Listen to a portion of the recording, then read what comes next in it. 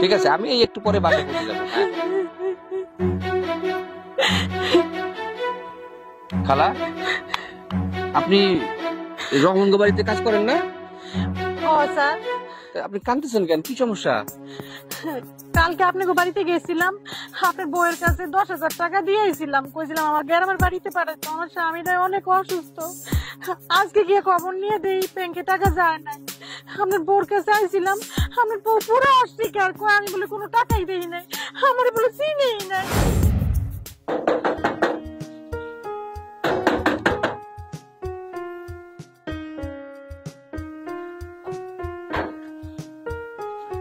আপনি? আসসালামু আলাইকুম। ওয়ালাইকুম আসসালাম। আমি যে পাশের বাড়িতে কাম করি, শুনছি স্যার নাকি ব্যাংকে চাকরি করে, আমি স্যারের কাছে একটু আসছিলাম। কেন?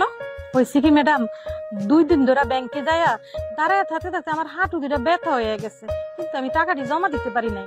তাই আমি স্যারের কাছে আইছিলাম, এই টাকাটা যদি আমার একটু জমা দিয়ে দিত। আমার স্বামী হাসপাতাল ভর্তি, এই টাকাটা খুব দরকার। আচ্ছা ঠিক আছে, সমস্যা নাই।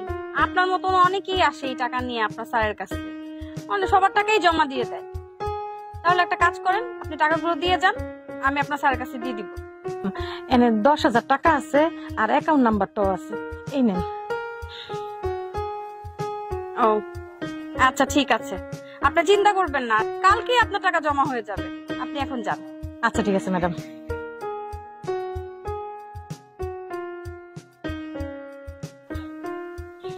পাইছি কতগুলা টাকা।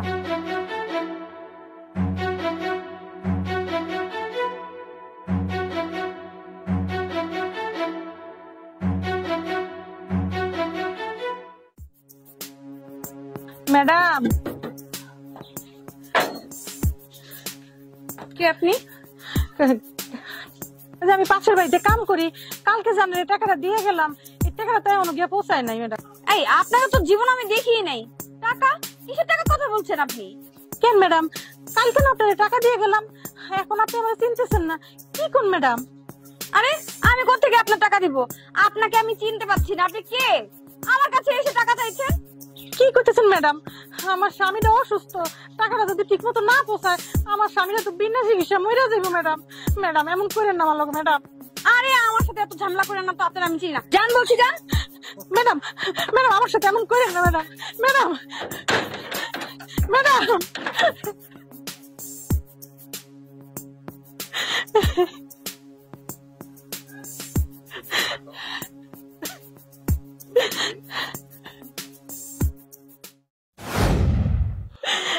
আচ্ছা খালা, আপনি চিন্তা করেন না, আপনি যদি টাকা দিয়ে থাকেন টাকা পাবেন, আপনি কোনো চিন্তা করেন না। হ্যাঁ, আপনি কাঁদেন না। আর ও যদি টাকা না দেয় আমি আপনার টাকা দেবো, ঠিক আছে? আপনি চিন্তা করেন না। ঠিক আছে স্যার। আল্লাহ, তুমি আমার টাকাটা ব্যবস্থা করে দিও আল্লাহ। এই শোনো, তুমি কি ইলেকট্রিসিটি বিলটা দিয়েছো? Electricity bill? হ্যাঁ। তুমি কখন দিয়েছো আমাকে ইলেকট্রিসিটি বিল? কি বলছো? তোমাকে তো আমি মাসের প্রথম দিনই টাকা পোকা সব দিয়ে দিই। তুমি কি বলছো দেইনি মানে? তুমি কি উল্টাপাল্টা বলছো? আমাকে কখন তুমি ইলেকট্রিসিটি বিল দিলে বলো তো? তোমার মাথায় সমস্যা হয়েছে। আমি তো প্রত্যেক মাসের প্রথম দিনই তোমাকে আমি টাকা দিয়ে দিই। তুমি বলছো আমি টাকা দেইনি, আমার স্পষ্ট মনে আছে আমি টাকা দিয়েছি। মাথায় আমার সমস্যা হয় নাই, মাথায় তোমার সমস্যা হয়েছে। তুমি ভালো করে মনে করে দেখো, কাকে না কাকে টাকা দিছো, এখন বলছো আমাকে টাকা দিচ্ছ। এই তুমি তো কখনো এমন করো না, কি হয়েছে তোমার? তুমি আমার সাথে এমন করছো কেন? আমি তোমার সাথে কেমন করছি? তুমি যদি টাকা দাও তাহলে আমি বলবোই তোমাকে তুমি টাকা দিয়েছো। তুমি আমাকে টাকা দাও নাই, আমি কি বলবো? দেখো তোমার কোথাও ভুল হচ্ছে। আমার স্পষ্ট মনে আছে আমি তোমাকে টাকা দিয়েছিলাম আর বলেছিলাম যে বিলগুলো দিয়ে আসো। আমার তুমি টাকা দাও নাই, শুধু শুধু আমাকে পেন দিও না তো। আমার কিন্তু এখন খুব রাগ লাগতেছে। এখন তোমার কষ্ট লাগছে? ওই রহমান সাহেবের বাড়িতে যে মহিলা কাজ করে তারও কষ্ট লেগেছিল। তুমি এমন কেন করেছো বলো তো?